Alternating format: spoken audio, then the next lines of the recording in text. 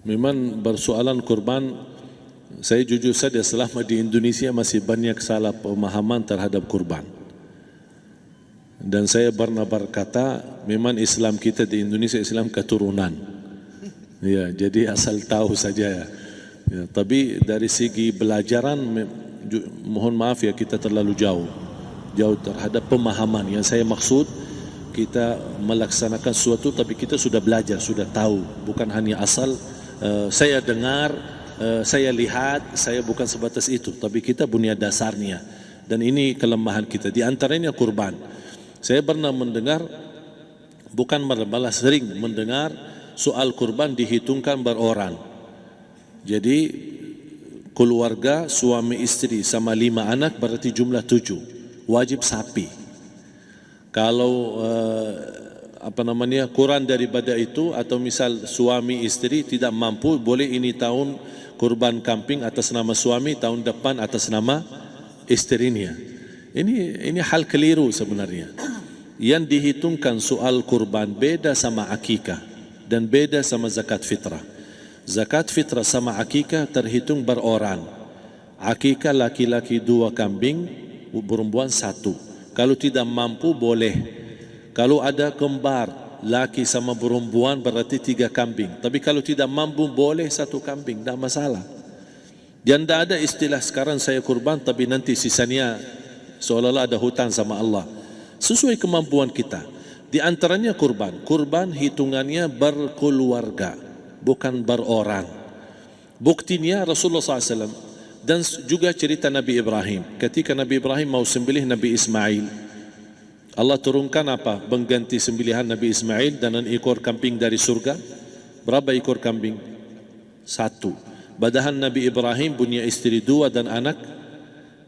Ada istri Siti Hajar dan Sarah. Kemudian anaknya Ismail dan Ishak. Berarti semuanya berapa? 5. Kenapa Allah tidak turunkan 5 ekor kambing? Karena hitungannya memang 1 keluarga. Yang kedua, Rasul sendiri sembelih 2 kambing. Pertama, Bismillah atas nama Muhammad dan keluarga Nabi Muhammad. Padahal kita tahu keluarga Nabi Muhammad SAW termasuk keluarga besar. 11 istri, belum lagi anaknya, laki-laki sama perempuan. Ada yang hidup maupun sudah mati. Sudah termasuk semua. Yang hidup maupun mati. Yang kedua, Rasul sembelihan yang kedua atas namaku dan umatku. Umat ini berapa miliar? Cuma 1 ekor kambing. Kenapa Rasulullah SAW berkurban atas nama dirinya dan umatnya? Saya mengambil salah satu di sini tanda sayangnya Rasul kepada umatnya. Jadi saya selalu berkata, orang miskin yang tidak mampu berkurban seharusnya bangga di hari kurban, karena Rasul sudah kurbankan duluan atas nama dia. Jadi terima kasih ya Rasulullah, ingatkan kita. Yang kita tidak mampu, Rasul sudah. Bahkan kalau Rasul sudah kurban atas nama umatnya yang tidak mampu, berarti sudah terkabul. Kita aja belum tahu kabul atau tidak kalau kita berkurban. Tapi kalau Rasul sudah terjamin makbul. Oleh sebab itu hitungan kurban itu adalah 1 keluarga. Misal, bapa punya istri, punya anak. Itu kalau mampu sapi silahkan. Mampu 1000 sapi silahkan. Kalau soal kemampuan tidak ada masalah. Tapi kalau soal kewajiban, tidak ada wajib lebih daripada 1 ekor kambing. 1 ekor kambing. Misal, kalau bapa punya istri 4. Misal.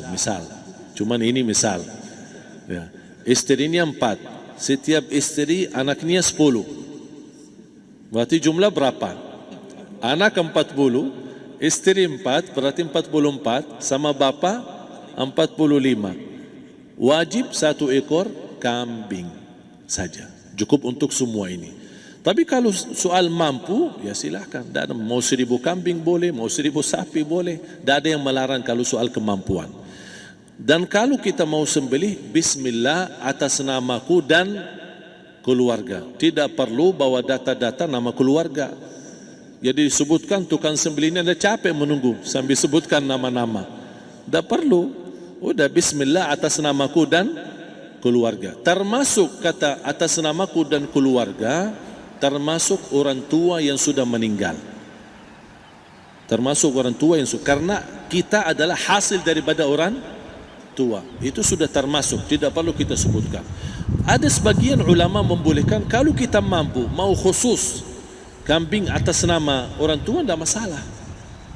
Kalau kita mampu. Tapi kalau kita tidak mampu, itu sudah termasuk orang tua kita bersama keluarga besar kita. Ini salah satu kenikmatan, dan ini termasuk juga sedekah yang berguna bagi orang yang sudah meninggal di keluarga kita. Wallahu ta'ala. Dan juga masalah panitia, bisa kita mewakili. Kalau kita tidak mengerti sembelihannya dan tidak mengerti cara bagiannya. Tapi ada satu sunnah yang termasuk kehilangan sunnah ini adalah banyak yang tidak mau makan dari hasil kurban. Padahal itu sunnah Rasul. Dari akikah boleh makan, dari kurban pun boleh makan. Bahkan sunnah SAW dibagi 3. Sepertiga pertama dihadiahkan.